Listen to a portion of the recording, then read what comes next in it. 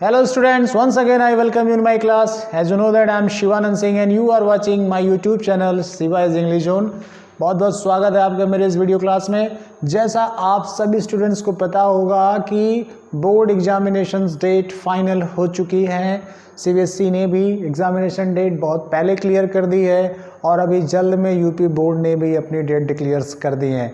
और जैसा डिक्लेयर्स होते ही डेट्स डिक्लेयर जैसे ही होती हैं आप स्टूडेंट बहुत ही प्रेशर फील करते हो, बहुत टेंस सिचुएशन आपके लिए क्रिएट हो जाती है। अभी तो सिलेबस नहीं कंप्लीट किया, अभी मेरी तैयारी नहीं हुई, डेट्स भी आ गई, इतने दिन बचे।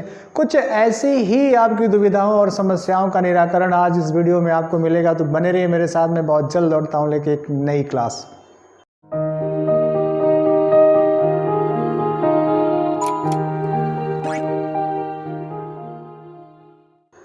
तो डेट्स आई, अच्छी खबर है ये आपके लिए। कम से कम आप मानसिक रूप से तैयार तो हो जाएंगे कि मेरे पास इतना ही समय बचा है और ये तैयारियां मुझे करनी है। कितने घंटे पढ़ाई करनी है, कौन सा सब्जेक्ट कितनी बार कहाँ कहाँ मुझे छकाता है, उन टॉपिक्स पर हमें फोकस करना होगा। ये सारी की सारी चीज़ें एक दिन की बात नहीं है, वो सब चीज़ें एक प्लान्ड वे में करनी होगी। अनसॉल्व पेपर का देखना पड़ेगा, लास्ट ईयर के क्वेश्चन पेपर के पैटर्न कैसे थे, इस बार कोरोना से कटने की वजह 30% जो रिडक्शन हुआ है, कौन से चैप्टर गए हैं, कौन से ऐसे चैप्टर बचे हुए जिन पर हमें अभी और फोकस्ड स्टडी करनी है, ये सब बातें भी होंगी। लेकिन उससे पहले मैं आपको कुछ ऐसे चीज़ें बताना चाहूँगा जिससे अपने आप को आप तैयार कर पाएँ। सबसे पहले तो आपने जो भी पढ़ाई की, जैसे भी की अब तक, उसको अगर छोड़ा जाए और एक नई शुरुआत आप अगर करना चाहें तो सबसे पहली आवश्यकता है सेल्फ मोटिवेशन। अपने आप को मोटिवेट करिए, अपने आप को सेल्फ डिसिप्लिन्ड करिए। ये जानिए कि मेरे अंदर कौन सी अच्छाइयाँ हैं, क्या चीज़ मेरी ताकत बन सकती है और वो मेरी बुराइयाँ क्या, मेरी कमियाँ क्या हैं, उसको कैसे मैं फोकस करूँ, दूर हो जाए। जब तक हम इन चीज़ों पर ध्यान नहीं देंगे, अपनी अच्छाई और अपनी कमियों का आकलन नहीं कर पाएंगे, तब तक हम सही से तैयारी को स्वरूप प्रदान नहीं कर पाएंगे। फिर बात आती है कि इसके बाद क्या होगा। अगर आप सेल्फ मोटिवेटेड हो जाते हैं तो सबसे बड़ा प्लस पॉइंट हो जाएगा कि आप किसी के द्वारा बार बार डांट नहीं सुननी पड़ेगी। आप अनुशासित हो जाएंगे, आपको लगने लगेगा कि अब मेरे अंदर सुधार आ रहा है, तो आपकी और भूख बढ़ेगी, कुछ और पढ़ लूँ, कुछ और तैयार कर लूँ जिससे मेरे मार्क्स और बेटर हो जाएं, ताकि मेरा फ्यूचर और प्रोग्रेसिव हो जाए। ये सारी चीज़ें आपको मोटिवेट करनी पड़ेगी खुद को। मैं चाहूँगा, मैं करता भी रहता हूँ आपको, पहले अपने आप को कमतर आंकना छोड़ दीजिए। कुछ भी कोई कहता है आप उसको ध्यान मत दीजिए। आपको हमेशा ये लगना चाहिए कि I am the best, I can do everything.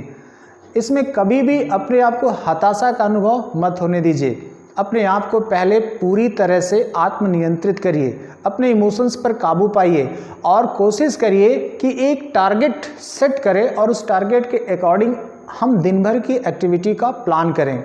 Schools में क्या बताया जा रहा है, क्या सिखाया जा रहा है, क्या हो रहा है, क्या क्या एक्टिविटीज़ हो रही है, अनसॉल्व पेपर का सोल्यूशन आ रहा है, रिवीजन चल रहा है, क्या लर्न करने को दिया गया, क्या इंपॉर्टेंट बताए जा रहे हैं, किस चीज़ पर ज़्यादा फोकस होना पड़ रहा है। ये सारी चीज़ें एज ए होल शाम को आप उसका निचोड़ निकालिए कि आज की मेरी दिन भर की एक्टिविटी ने क्या मुझे कल की अपेक्षा ज़्यादा इम्प्रूव किया है।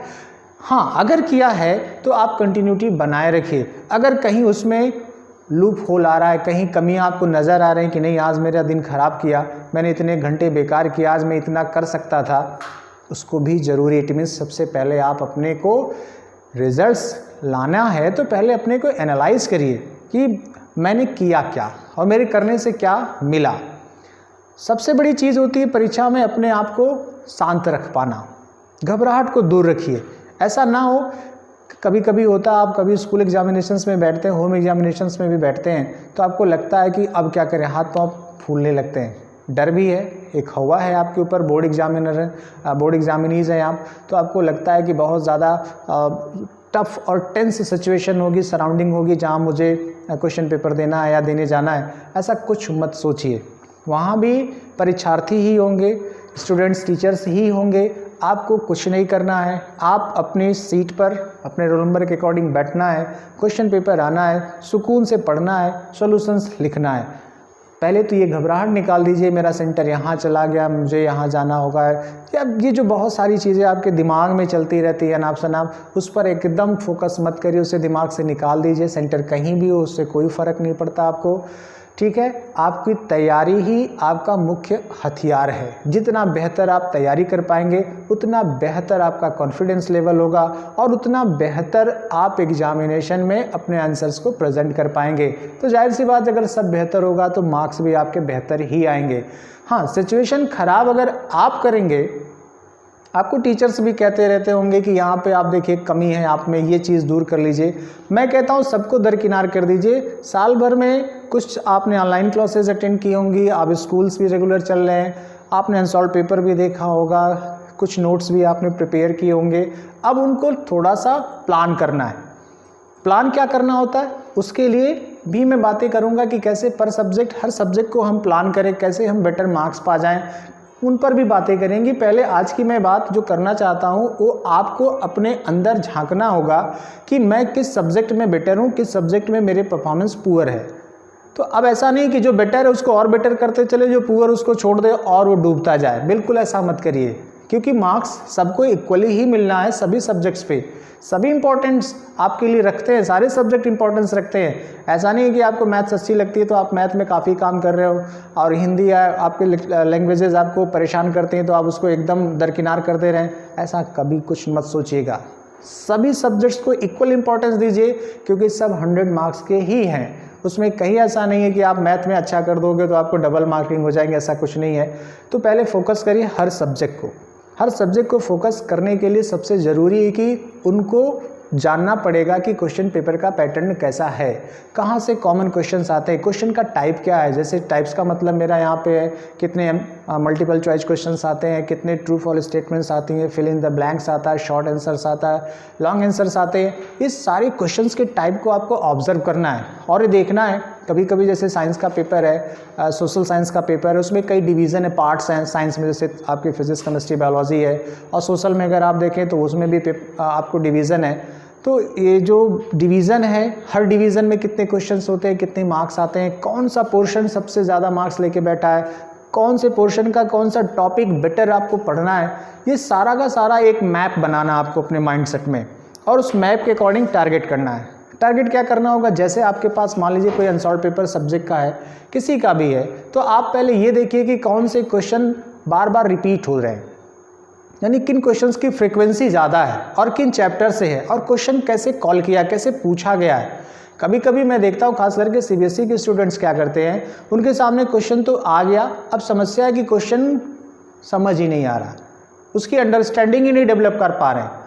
कोई एक्सप्लेन कर दे तो शायद वो आंसर कर देते हैं, लेकिन खुद क्वेश्चन समझ कर आंसर लिखना उनके लिए बड़ी मुसीबत सी लगती है। तो पहले यही जानना होगा, जब हम बहुत डिफरेंट टाइप का कैलकुलेशंस करेंगे, एनालिसिस करेंगे, तो हमारे सामने ढेर सारे क्वेश्चंस आएंगे, तो हमें लगेगा ये क्वेश्चंस ऐसा है तो उसका आंसर ऐसे किया जा सकता है। हालांकि अभी मैं इसलिए कह रहा हूँ ये सारी बातें, अभी आपके पास टाइम है, अभी एग्ज़ाम में 2 से 3 महीने का टाइम है। आप अगर अभी से रिवीजन वर्क में लग जाएंगे, अनसॉल्व सॉल्व करना शुरू कर देंगे, तो आपके पास सबसे गोल्डन चांस ये बनता है कि इनकेस कोई भी कन्फ्यूजन, कोई भी प्रॉब्लम रह गई तो आप अपने सब्जेक्ट टीचर से कंसल्ट कर सकते हैं, उस कंसेप्ट को बेटर अंडरस्टैंडिंग डेवलप कर सकते हैं और आप बेहतर परफॉर्म कर पाएंगे।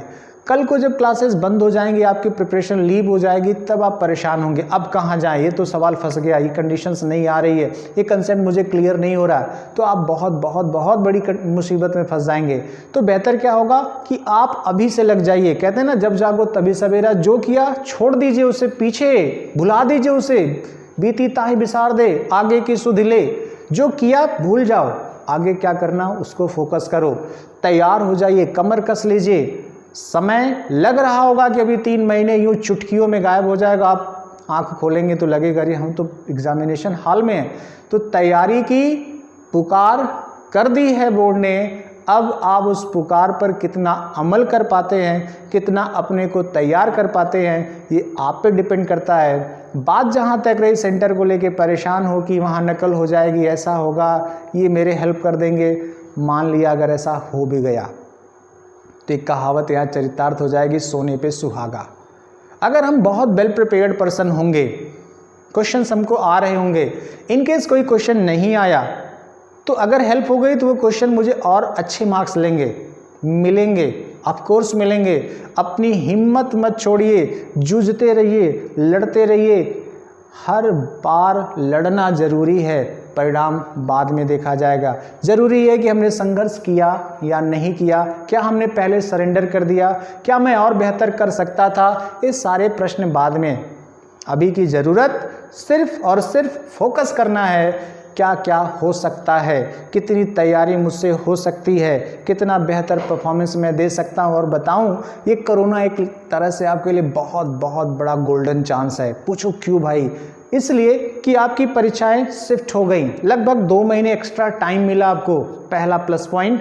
दूसरा प्लस पॉइंट 30% सिलेबस रिड्यूस्ड है, यानी कि पढ़ना कम है, पढ़ने का समय ज़्यादा है, नंबर उतने ही मिलने हैं, अच्छी खासी मेरिट आप बना सकते हैं। और मेरिट बनेगी, आप बहुत ज़्यादा अपने आप को मोटिवेट करिए। इसके लिए मोटिवेशन सबसे बड़ी ज़रूरी चीज़ है। कभी ये ना फील आए आपके मन में कि मैं ये नहीं कर सकता, ये क्वेश्चन मुझसे नहीं सॉल्व होता है, ये चीज़ मुझे नहीं आएगी, ऐसा हो ही नहीं सकता। ये सिलेबस आपके लिए डिज़ाइन किया गया है, आपके लेवल का है, आप पढ़ सकते हैं, समझ सकते हैं, हल कर सकते हैं। बस ज़रूरत है सही समय पे सही तरीके से अपनी ऊर्जा का, समय का, बुद्धि का, विवेक का इस्तेमाल करिए।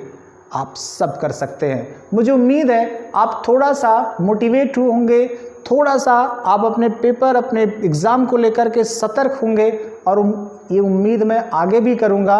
मेरी अगली वीडियो में बहुत जल्द डालूंगा आपको एक मोटिवेट करने के लिए कि, और प्लानिंग भी बताऊंगा किस तरह से कोई सब्जेक्ट प्रिपेयर करेंगे आप, ताकि आप और अच्छे अच्छे नंबर पा सकें। तो अभी के लिए फ़िलहाल इतना ही, फिर मिलता हूँ अगली वीडियो में। धन्यवाद।